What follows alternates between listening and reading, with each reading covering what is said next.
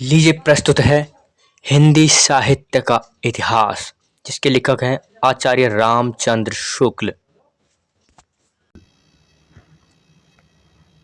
काल विभाजन। जबकि प्रत्येक देश का साहित्य वहां की जनता की चित्तवृत्ति का संचित प्रतिबिंब होता है, तब यह निश्चित है कि जनता की चित्तवृत्ति के परिवर्तन के साथ साहित्य के स्वरूप में भी परिवर्तन होता चला जाता है।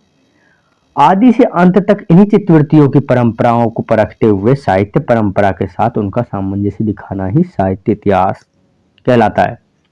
जनता की चित्तवृत्ति बहुत कुछ राजनीतिक, सामाजिक, सांप्रदायिक और धार्मिक परिस्थिति के अनुसार होती है, अतः कारण स्वरूप इन परिस्थितियों की किंचित दिग्दर्शन भी साथ ही साथ आवश्यक है।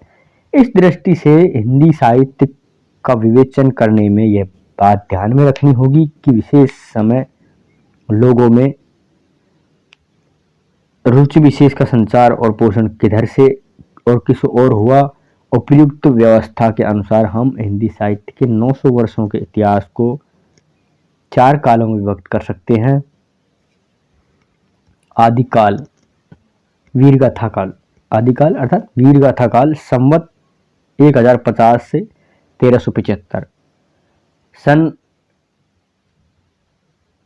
993 से 1318 तक। पूर्व मध्यकाल अर्थात भक्ति काल, सन में देखें 1318 से 1643 तक, संवत होगी इसकी 1375 से 1700 तक। उत्तर मध्यकाल, जिसको रीतिकाल कहते हैं, संवत 1700 से 1900 तक, इसकी सन होगी 1643 से लेकर के 1843 तक।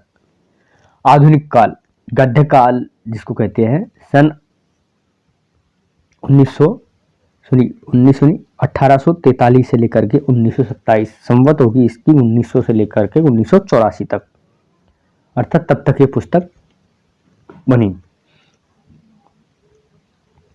यद्यपि इन कालों की रचनाओं की विशेष प्रवृत्ति के अनुसार ही उनका नामकरण किया गया है, पर यह न समझना चाहिए कि किसी विशेष काल में और प्रकार की रचनाएं होती ही नहीं थी। जैसे भक्ति काल या रीति काल को लें तो उसमें वीर रस के अनेक काव्य मिलेंगे, जिनमें वीर राजाओं की प्रशंसा उसी ढंग से की होगी जिस ढंग से की वीरगाथा काल में हुआ करती थी। अतः प्रत्येक काल का वर्णन उस प्रणाली पर किया जाएगा कि पहले तो उस काल की विशेष प्रवृत्ति सूचक उन रचनाओं का वर्णन होगा जो उस काल के लक्षण के अंतर्गत होंगी। पीछे संक्षिप्त में अतिरिक्त और प्रकार ध्यान देने योग्य रचनाओं का उल्लेख होगा। अभी आप सुन रहे थे हिंदी साहित्य का इतिहास, जिसके लेखक हैं आचार्य रामचंद्र शुक्ल। धन्यवाद।